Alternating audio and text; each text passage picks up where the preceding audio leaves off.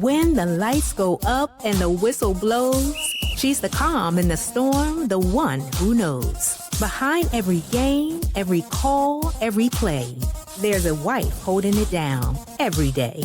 Welcome to Whistles and Wives, the MVPs behind the whistle. Welcome back to Whistles and Wives. I'm your host, Sheka Espy, and today's episode is extra special because I'm joined by my husband, Coach Frank Espy. Frank has dedicated his career to coaching, pouring into his players on the field while also leading our family off the field. In this conversation, we'll pull back the curtain on what it really looks like to live this coaching life, balancing family, football, and all the lessons that come with both. I'm so excited to share this side of our story. So let's dive into this episode with my favorite coach.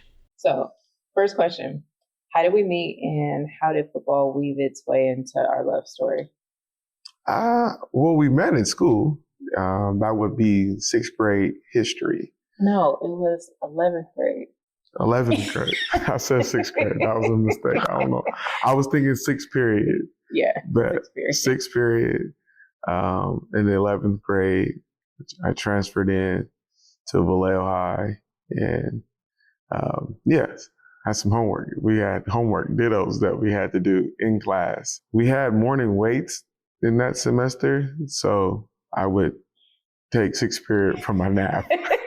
And before the class was over, I needed to fill out the dittos. And you was gracious enough to share your ditto homework. Classwork with me. I got a B in the class. I think you got an A. I don't know how. Because he knew that you were just copying my work. Doesn't matter.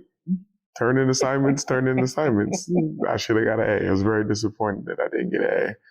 Even between then, though, senior year, you were a cheerleader. All right, I played on the football team.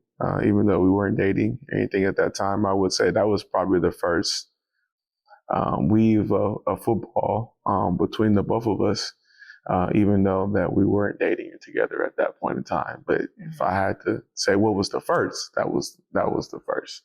Yeah. Second question, what's been the biggest adjustment in our marriage because of the coaching lifestyle? Should I answer that? Well, I guess maybe you should. We can both answer it. I would say the adjustment's been more on the other side. I was a coach before I was married. True. So I think the adjustment has been more into adjusting as being a coach and being married versus being married and being a coach. So those adjustments, it's when you're not married and more or less you're single and you're very young in your career, probably everything it's very football oriented, and career driven, just like probably most people in the younger parts of their lives.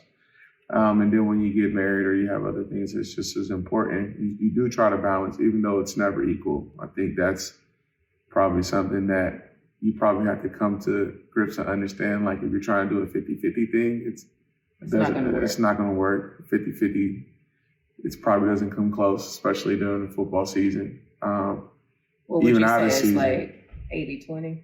I hate to put percentages on it. I think for the most, you do the most you can with the time that you have. To be intentional, how about that? You be intentional. That's what I would say the adjustment. Be intentional with the time that you have. Don't always pass it off. You got to take pauses.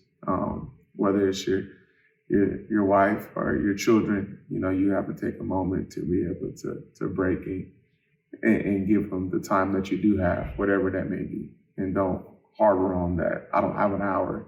If you got 10 seconds, give it 10 seconds. If you do got a couple hours, then get a couple hours, but just give what you have. Yeah, I think I would tend to agree.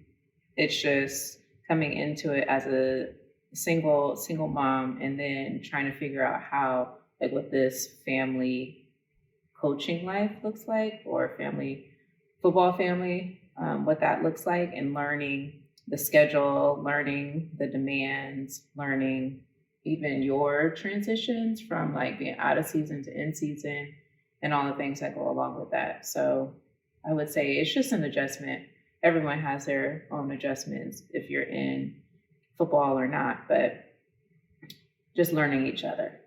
Right. and the needs. I'm gonna say this too, that this is an in-season interview, so this counts. This is Yes. we're in preparation for a game for this Saturday, and you took time out of your day. So I'm gonna go ahead and put that in the bank. I appreciate that. Thank you. Okay, so how do we stay connected during the season? I think you kind of touched on this a little bit by being intentional with the time that we do have. Yeah, the last couple of years, I mean, I try to like send flowers during the season. It's just a reminder that you're thought of, that you're appreciative. Try to schedule like times when you do talk, right? Sunday mornings used to be a pretty good time for us to be able to talk and FaceTime and do those things. Try not to talk too much about football. I know it happens. That's what you end up talking about, but personal life too, also making sure I'm engaging in your life and what's going on in your world, and just not allowing football just to absorb it all, because it can, right? It can dominate a conversation. Easy. So therefore, sometimes I'm very taken like, I don't want to talk about football, and I can do that by usually just starting with, how was your day? How are you doing? And stay away from my day, because my day is filled with so much stuff. Okay. What's one thing you admire about each other that helps you survive football season? I'm going to go because we talk about this a lot. And I think what I admire most about watching you in this career field and what you do is your ability to problem solve and to break things down in its simplest form. And I think you've also applied that skill not only in your career, but also in our marriage, in our life. Because oftentimes I can get really overwhelmed with the big problems or the big picture. And I really appreciate you sort of pulling me out of that and like, let's tackle this one piece at a time. So I admire that about you. No, well, thank you so much. I appreciate that.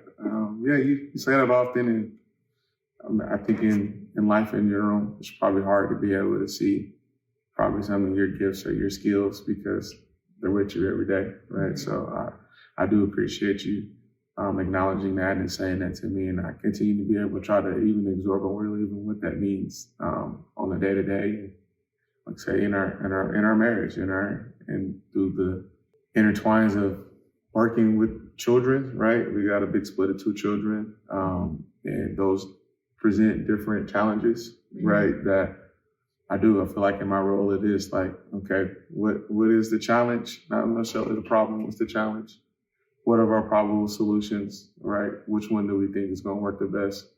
Let's try it. If it doesn't work, let's try the next one. If you keep going from there. But for you, I would say, even just embracing it all, right? It's a lot, and I can see it can be a lot because we have some different aspects that many other coaches have too, right? It's not even just a football season that we're trying to navigate, right? You have a husband in Arkansas, and you have a full-time career, and yourself in California, right? You have a budding 6-year-old who has a abundance of energy, right? And big personality, right? You're an introvert, and she's always on, and she has thousands of questions. And sometimes I feel bad because she acts just like me in some form of fashion, and I'm not even there to deal with it. And then we have a young adult, right, who's going through, her own challenges and being able to translate into adulthood. And she's in Washington, D.C. So we're kind of all over the place in those form of fashions. And you're the hub that keeps it all together and keeps us all connected, which I'm pretty sure is probably a lot of you. Sometimes you would rather us individually be able to navigate our own parts, but you're the mother hub. So I probably, unfortunately, check in with you on the children or in life in general on what's going on with the family in a whole. Like probably my mom too. Like how's my mom doing? Like so, trying to do better, and I'm gonna continue to be able to work on those things. But yeah, you're my check-in, and you do a great job. Thank you. Okay, what's one misconception that people have about being a coach or a coaching family? I mean, well, for those, it's so we can go like on with this. So for those who don't know, right? It's first and foremost, regardless of what level you're at, it's not a hobby, right? We can go ahead and throw that out, right? It's not a hobby. Then people just don't understand like how it works, like opportunities. That's a huge one. Right. Like, yeah, it's like, oh yeah, why don't you just work here? Like, oh, it's not Verizon, right? You can't just apply, right? It doesn't work that way. Like you can't say, oh, I want to work at AT&T and then I want to transfer. No, it doesn't work that way either. So those are some misconceptions. And then really too, I think I would say maybe more, at least for me personally, I know football is the topic, but it's not all about football, right? And you're ingrained and you're in these individual lives, right?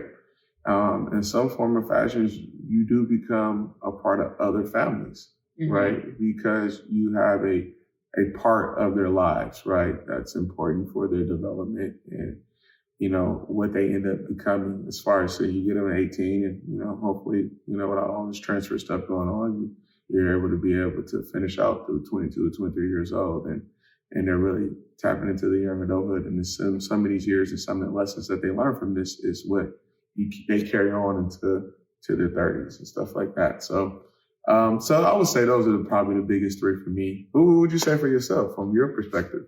I think you touched on one already. It's just the misconception that you can just work where you want to work. That's been the biggest thing when talking to friends and family. Like, well, why doesn't he just get a job in California where our home base is? And it's like, yeah, that's what we're trying to do. But it's not that simple. No, it's not. No. And I thought it was like when we first got married, it was like, why don't you just apply over here? Yeah. And I quickly learned that, yes, that doesn't. For the love that I have for you, I did apply. Because the state school, that's the part of it too, right? Some of it's a state school. They have to post the position. So you think it's open and send in your resume. And I'm here to tell the world it's not. It's not open. The job is not open. It's been open and closed. On the same day. Yeah, on the same day. Who takes longer to recover after a tough loss? I would say, of course, me. I mean, yeah, me. Yeah. For sure. How long does it take you? I'll probably say usually by Monday. We play on Saturday. Probably by Monday. I'm probably emotionally over it. Right. Thinking too though, but depending on your coaching schedule, wherever you're at, you may not have had a chance to be able to meet with your kids until Monday. So sometimes too, that makes it linger, right? Because you want to be able to, you know, get things corrected, and you got to kind of have that last meeting with them to be able to really probably be able to fully move on personally. Like process it. Yeah, process. And as a program, right? You try to be able to move on, and you don't want one loss to count into two. So you do try to be able to move on. But very, very hard right after the game. If you take a loss, you take a lot of personal accountability for, your contributions to the results that's on the field. Over these last couple of years, I've probably really tried to focus more on just on process over outcome. So therefore, it's probably not what took place that Saturday, all right, or whatever game that you're playing on that led to the results that you had. It's probably what you're doing throughout the whole week or whatever you did to get to that point. So, you need to look back at what you did that probably got you the outcomes that you did, that you had, all right, versus it just being focused on what happened in that game. Okay. So focusing more on the preparation. Yeah, the preparation, and like I said, what can you done? I mean, we're competitors. A lot of the coaches are competitors, the guys who played the game. So, I mean, that part is probably really difficult. I'm the running back guy. Like, let's play a game, right? Let's play a game right now. We can start the game over. But, that's probably just the competitiveness that I just hate losing. I don't want to lose in anything, right? I'd rather not play something that I think that I could probably lose at before I play and lose, right? And I'm not great at family events either, because I don't know if we're playing. Fun? Yeah, there's no such thing as playing for fun. The only thing that's fun is when you're winning. So if we're going to play and I lost, it's no longer fun. Like, why would we do this? So. You sound just like your daughter. Okay. My last question. We haven't talked about this, but if football wasn't in the picture, what's one dream you think we would pursue together? That's a very hard question for me because football has been a part of my life for a long time, right? So my dad's a football coach. He was a football coach. So when you say out of your life, I can't even picture the time that it wasn't in my life. Right. So it's kind of hard to be able to imagine it not being here. If it wasn't, what would be a dream that we would pursue to have together? I don't know. I said we could run a business together, but I feel like you don't want to work with me. Like I didn't really say like we wouldn't work well together, but I think we would though. But I would say it probably would be a business venture of some form or fashion. I don't know, maybe a podcast, maybe a couples podcast. I think we could do that. But nah, that's something that I probably want to sit and think about. Like, what could me and she? Because at one point, football, it won't be the major pillar, right? Right. So, what is the pivot? Is there something else that we can be able to do together? As with football, probably always kind of be in the background in some form or fashion. But not just the main thing. So I'm gonna get back to you on that. Maybe on season 2, right? I can get a follow up. You want another interview? I get a follow up on just that question in itself. For me, I don't know. I would have to really sit and think about this. As much as football has been a part of your life, I think I've kind of been around football for all of my life, with my older brother playing and really being a fan. And even still to this day, being a fan of football, just watching the games and things. So, yeah, maybe a business venture. I don't know. It all depends on what it would be. Yeah, the biggest thing I think. The biggest venture could be something as small as selling coconuts in Jamaica. That's a business venture. I'm pretty sure it's being done, but so could we. All right. Thank you for joining me on the Whistle and Wise podcast and for riding along with me through season 1. I've loved sharing these stories with you and connecting every week, and I'll be taking a short break to gear up for season 2. We kick off Thursday, January 8th, 2026, so mark your calendars. In the meantime, you can follow me on Instagram and TikTok and subscribe on YouTube so you won't miss an episode once we're back. Until then, take care and remember, you're the real MVP behind the whistle.